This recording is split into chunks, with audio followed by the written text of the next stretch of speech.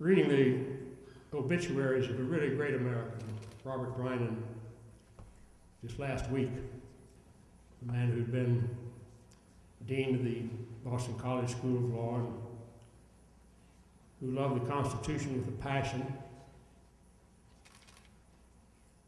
The thing that reminded me most strongly how and why I respected him so much is Robert Grinean had filed articles of impeachment against Richard Nixon, not for breaking Watergate and things like that, but for the secret bombing of Cambodia. God help us. If it's not a crime to bomb another country that you're at peace with, then what is? If the President of the United States can secretly bomb a country and get away with it, then who are we? We're a bunch of barbarians and dangerous to society everywhere.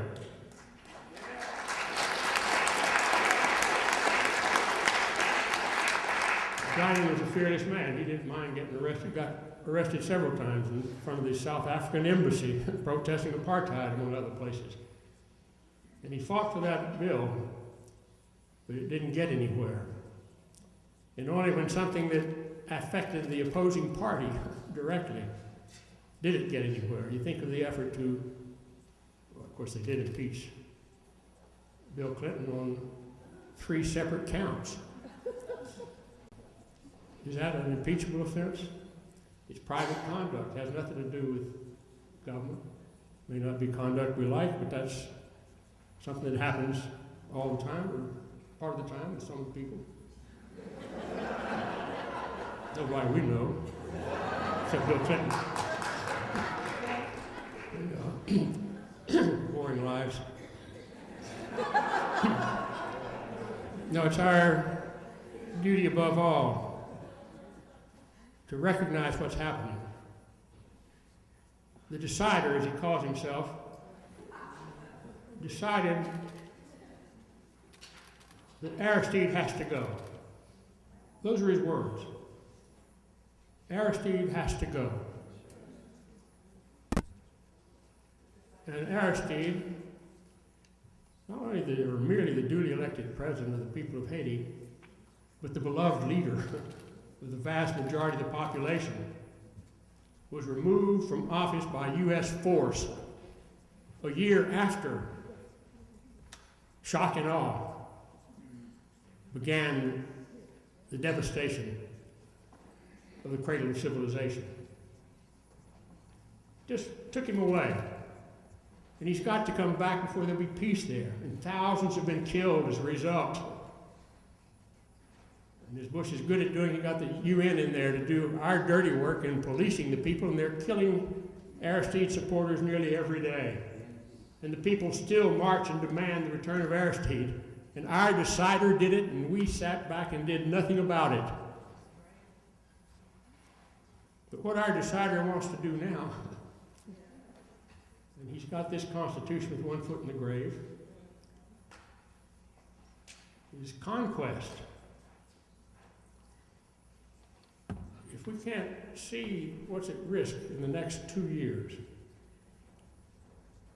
if we sit by and fail to remove George Bush and Dick Cheney and the rest of the civil officers of the United States that are responsible for all these crimes, and the world sees it, then we're a part of the problem. We have the power, we have the duty, and we don't act, we're responsible.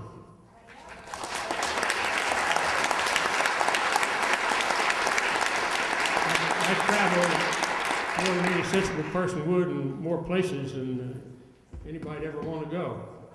I specialize in going to places nobody wants to go. And I'll tell you, the feelings about our country are devastating. I remember as a young Marine traveling around the world, and America was loved. I remember in the 60s and 70s and 80s when I'd go to South Africa and Chile and all these other places, we were loved and we were believed in and respected. And now we're seen as the principal problem on the planet in every way, by militarism, the environment, economic exploitation, political domination, regime change, you name it. Torture. We celebrate torture. Look what we've done. Inconceivable that it could have happened. We have the highest duty to act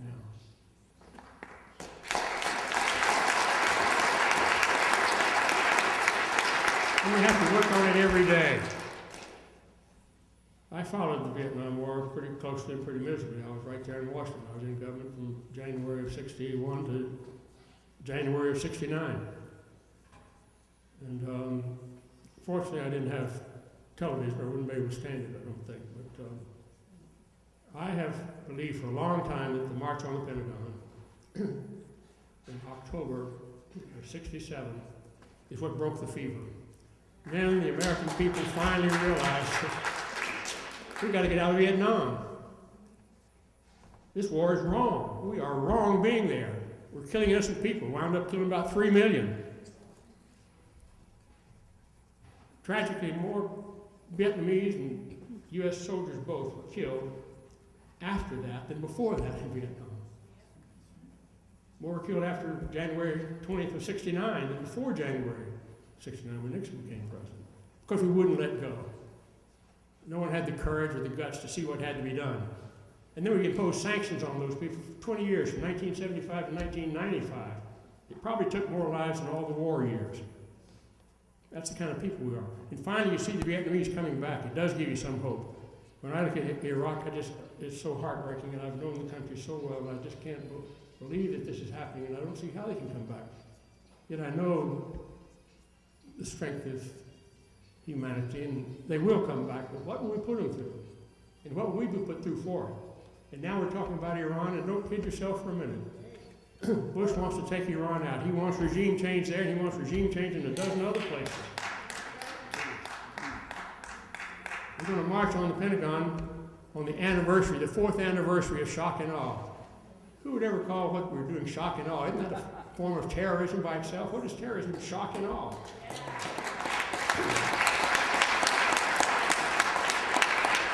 I hope we turn out massively, because we have got to get impeachment rolling.